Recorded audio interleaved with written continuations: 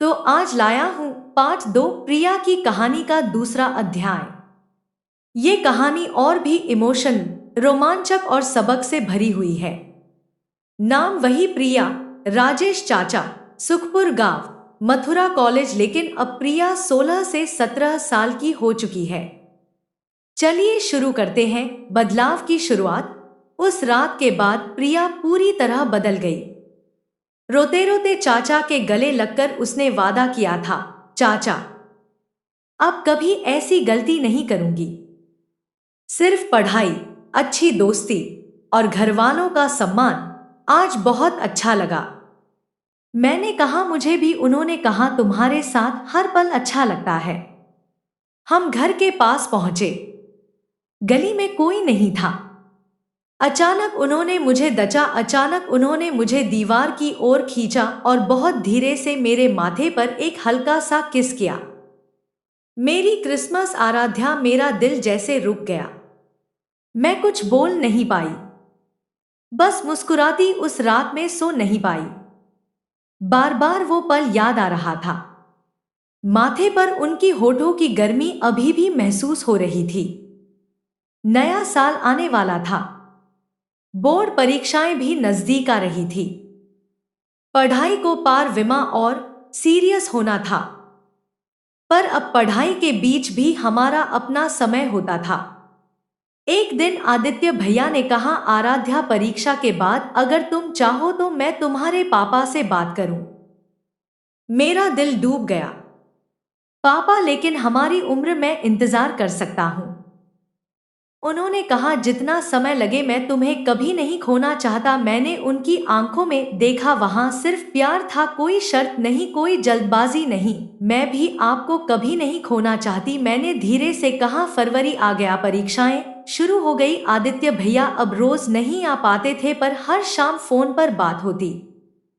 वो मुझे मोटिवेट करते, तुम बहुत होशियार हो, सब अच्छा होगा। आखिरी पेपर के बाद मैं घर आई, थक गई थी पर खुश थी। शाम को आदित्य भैया आए। मां जी को कुछ बहाना बनाकर हम छत पर चले गए। मधुपुर की छत से दूर तक शहर दिखता था।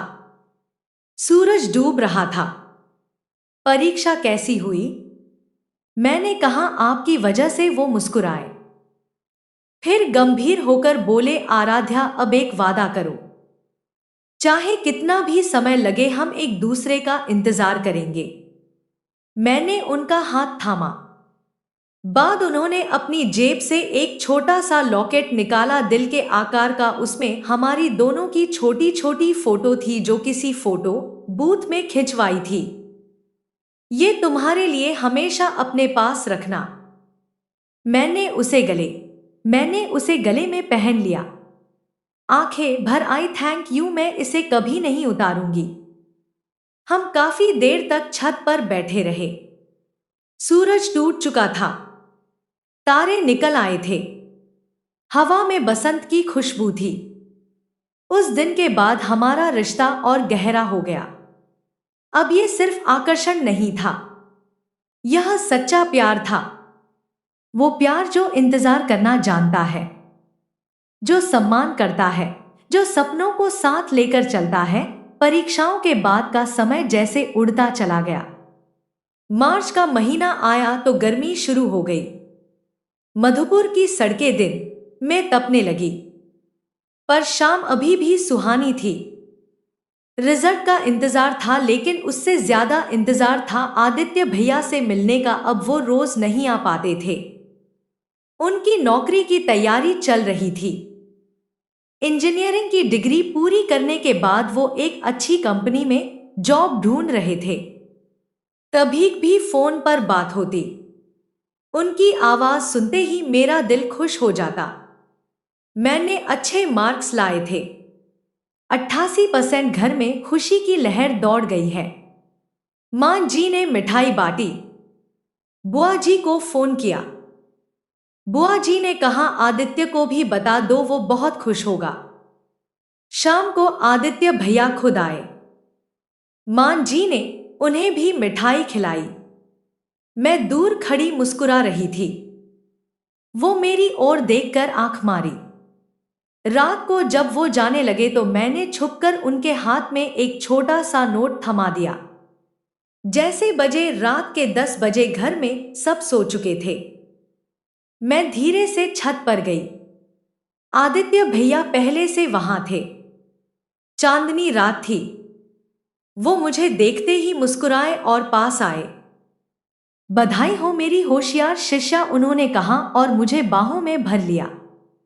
यह पहली बार था जब उन्होंने मुझे पूरी तरह गले लगाया। मैं उनकी छाती से चिपक गई। उनकी धड़कन मेरे कानों में गूंज रही थी। ये सब आपकी वजह से हुआ, मैंने धीरे से कहा। नहीं, तुम्हारी मेहनत से, उन्होंने कहा और मेरे बालों में उंगलियां फिर आई। अब आगे क्या प्लान है? Question mark. पापा कह रहे हैं साइंस ले लो, डॉक्टर बनो। लेकिन मुझे तो आर्ट्स में इंटरेस्ट है। Literature, history. वो गंभीर हो गए। जो तुम्हारा मन कहे वही करो। मैं हमेशा तुम्हारे साथ हूं। हम काफी देर तक छत पर बैठे रहे। उन्होंने मुझे अपने सपने बताए। बड़ी कंपनी में जाओ, अपना घर और मेरे साथ जीवन, एक दिन सब ठीक हो जाएगा। उन्होंने कहा बस थोड़ा इंतजार। उस रात घर लौटते वक्त मैंने लॉकेट को छुआ। वो अभी भी मेरे गले में था। गर्मियां शुरू हुई। मई जून में मधुपुर में गर्मी असहनीय हो जाती है। मैं हसरवा में दाखिला ले चुकी कि आर्ट्स स्ट्रीम। पापा खुश नहीं थे, लेकिन मांझी ने समझाया। आदित्य भैया को एक कंपनी से इंटरव्यू कॉल आया दिल्ली में। वो 2 हफ्ते के लिए गए। उन दिनों मैं बहुत अकेली महसूस करती। पर बात होती, पर वो काफी नहीं थी। जब वो लौटे तो उनके चेहरे पर खुशी थी। सेलेक्ट हो गया आराध्या, जुलाई से जॉइनिंग। मैं खुश हुई पर अंदर से डर भी लगा। दिल्ली दूर थी। तुम चिंता मत करो, उन्होंने कहा, हर महीने आया करूंगा और तुम भी छुट्टियों में आना। जुलाई आया।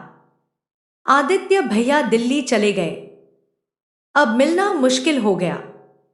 लेटर्स और कभी कभी वीडियो कॉल। उस समय इंटरनेट नया नया था।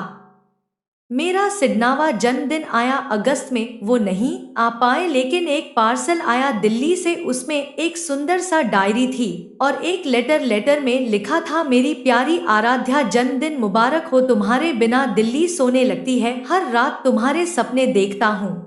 ये डायरी तुम्हारे लिए है। इसमें अपने सभी ख्याल लिखना। एक दिन जब हम साथ होंगे तो साथ मिलकर पढ़ेंगे। तुम्हारा आदित्य। मैंने रोती हुई डायरी खोली, बोली, पहला पीठ। उन्होंने खुद लिखा था। एक कविता। उसके बाद में रोज डायरी में लिखने लगी। उनके लिए, हमारे लिए स्कूल शुरू हो गया। नए क्लास, नए दोस्त, लेकिन मेरा मन कहीं और था।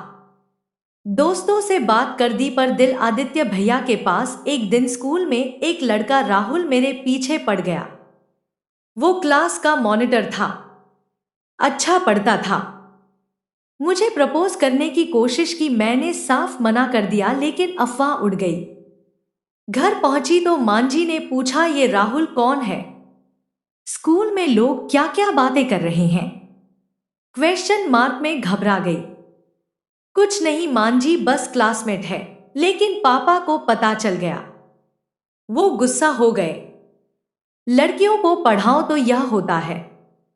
अब से स्कूल बस से जाना, अकेले नहीं। मैं रोने लगी।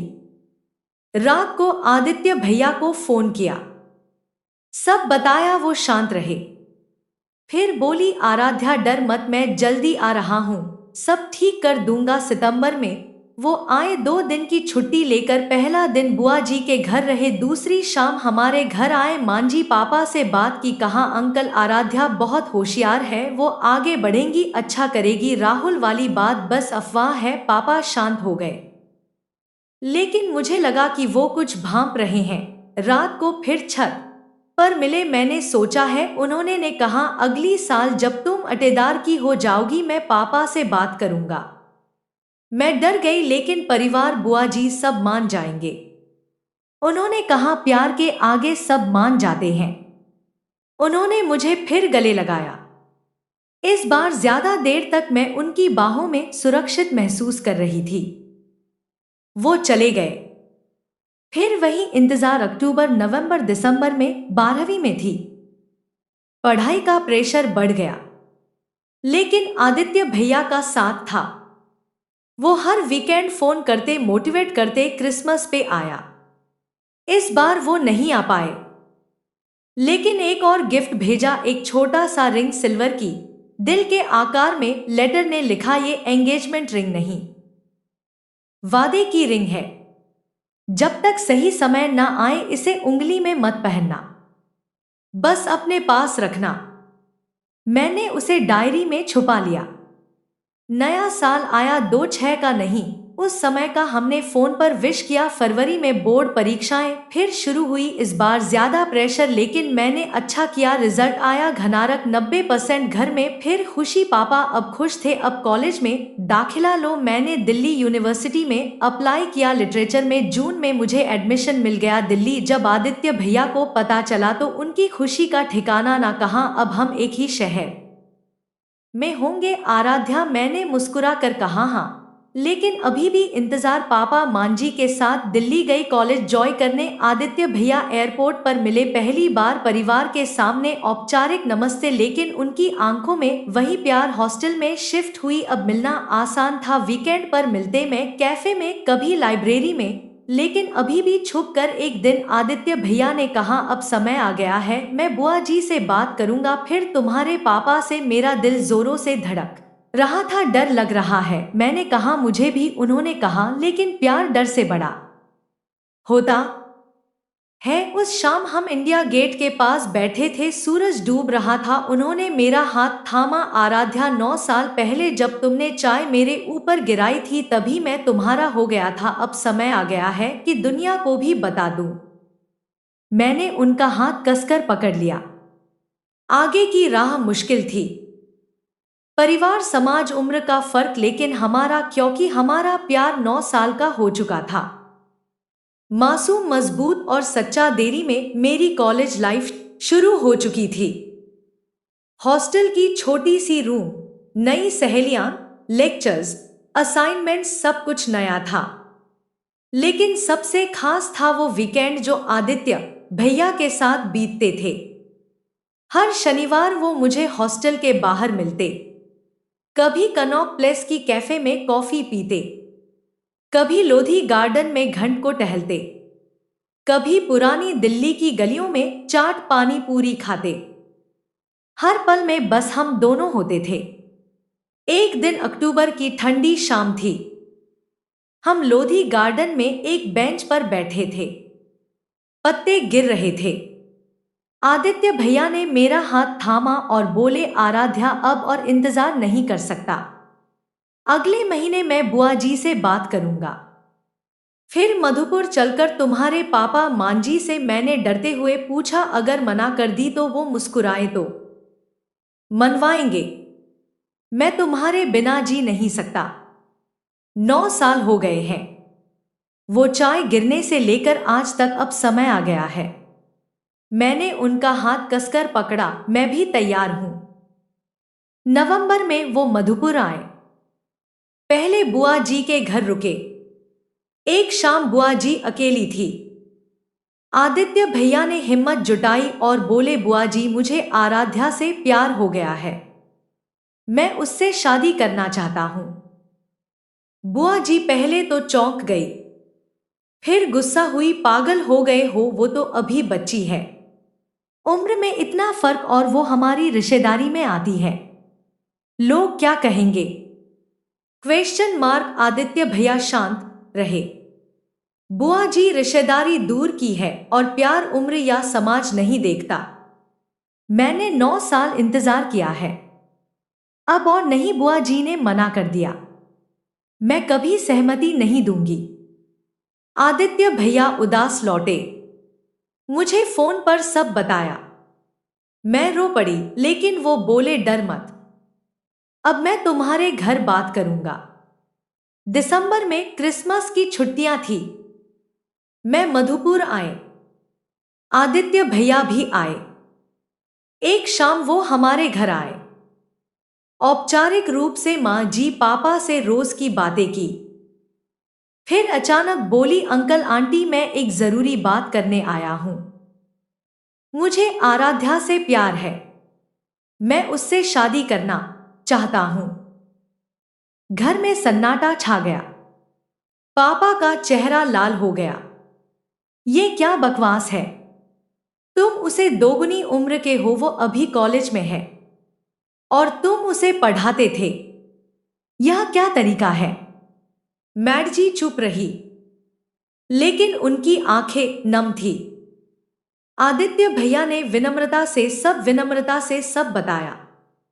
कैसे शुरू हुआ, कैसे 9 साल इंतजार किया, कैसे मैंने भी उन्हें चाहा। पापा गुस्से में बोले, आज से तुम हमारे घर मत आना और आराध्या को दिल्ली वापस भेज रहा हूं।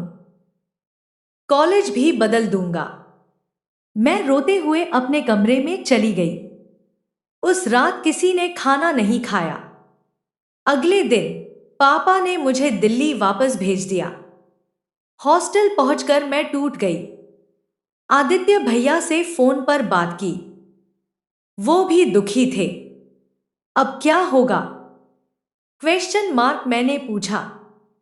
अब परिवार को समय देंगे, उन्होंने कहा, लेकिन हार नहीं मानेंगे। 3 महीने बीते, कोई बात नहीं। मैं कॉलेज जाती पढ़ती, लेकिन दिल उदास रहता। लॉकेट और रिंग को छुपा कर रखती, डायरी में रोज लिखती। फिर मार्च में कुछ हुआ। बुआ जी को हार्ट में हल्का अटैक आया। अस्पताल में भर्ती हुई। आदित्य भैया ने देखभाल की। मैं भी छुट्टी लेकर मधुपुर आई। बुआ जी बिस्तर पर थी। मुझे देखकर बोली, आराध्या बेटा पास आओ। मैं पास बैठी। उन्होंने मेरा हाथ पकड़ा और धीरे से कहा, मैंने बहुत गलती की, आदित्य को इतना दुख दिया। तुम दोनों एक दूसरे के बिना अधूरे हो, मैं मान गई हूं। मैं रो पड़ी। बुआ जी ने मुझे गले लगाया। जब बुआ जी ठीक हुई तो उन्होंने खुद पापा से बात की, भाई साहब बच्चे एक दूसरे से सच्चा प्यार करते हैं, हम क्यों बीच में आए? आराध्या को इतना अच्छा लड़का कहाँ मिलेगा? क्वेश्चन मार्क मांझी ने भी समझाया। वो आराध्या की कितनी केयर करता है। 9 साल इंतजार किया। कोई गलत इरादा होता तो इतना इंतजार नहीं करता। धीरे धीरे पापा का दिल पिघला। एक क्षण उन्होंने मुझे बुलाया और बोली, बेटा अगर तुम सच में खुश हो तो मैं मना नहीं करूंगा, लेकिन शादी तब जब तुम कॉलेज पूरा कर लो। मैं उनके गले लगकर रो पड़ी। थैंक यू पापा। अप्रैल में सगाई हुई। छोटी सी घर पर सिर्फ परिवार। मैंने लाल सूट पहना, आदित्य भैया शेरवानी में। रिंग पहली बार उंगली में पहनी, वही वादे वाली रिंग। मैंने लाल सूट पहना, आदित्य भैया शेरवानी में। रिंग पहली बार उंगली में पहनी, वही वादे वाली रिंग। सगाई के बाद आदित्य भैया के बाद आदित्य भैया ने मेरे कान में फुसफुसाया, याद है चाय देने से शुरू हुई कहानी अब रिंग तक पहुंच गई। मैं हंस पड़ी। 2 साल बाद जब मैंने ग्रेजुएशन पूरा, हमारा छोटा सा परिवार अब और भी पूरा हो जाएगा। समय बीतता गया। एक बेटी हुई, नाम रखा बारिश, क्योंकि दोनों की मुलाकात बारिश में हुई थी। बारिश बड़ी होने लगी तो वो भी किताबों की दीवानी हो गई। शाम को तीनों बालकनी में बैठते, गीता कहानी सुनाती, अजय चाय बनाते और बारिश हंसती खिलखिलाती। एक शाम जब बारिश सो चुकी थी, गीता और अजय बालकनी में अकेले बैठे। गीता ने सिर अजय के कंधे पर रखा और कहा, पता है, कभी कभी सोचती हूं कि अगर वो बारिश का दिन न होता तो क्या होता। अजय ने हल्के से उसके बालों में उंगलियां फेरते हुए कहा, तो शायद मैं आज भी अकेला किताब पढ़ रहा होता और तुम कहीं और सपने देख रही होती। लेकिन अच्छा हुआ कि वो दिन हुआ, क्योंकि अब मेरी जिंदगी में तुम हो, बारिश है और बहुत सारे कल हैं। गीता ने मुस्कुराकर कहा, और मैं वादा करती हूं हमेशा साथ रहूंगी, तुम्हारे सपनों में, तुम्हारी खुशियों में, तुम्हारी हर छोटी बड़ी बात में। अजय ने गीता का हाथ चूमा और बोले, ये प्यार सिर्फ शुरुआत था। असली कहानी तो अब लिखी जा रही है। हर दिन, हर पल, और दोनों ने एक दूसरे की आंखों में देखा, वही आंखें जो पहली मुलाकात में मिली थी। आज भी वही चमक, वही प्यार। कहानी यहीं खत्म नहीं होती, क्योंकि प्यार कभी खत्म नहीं होता। वो बस रूप बदलता है, बारिश से चाय, चाय से परिवार, परिवार से यादें, और यादें हमेशा के लिए।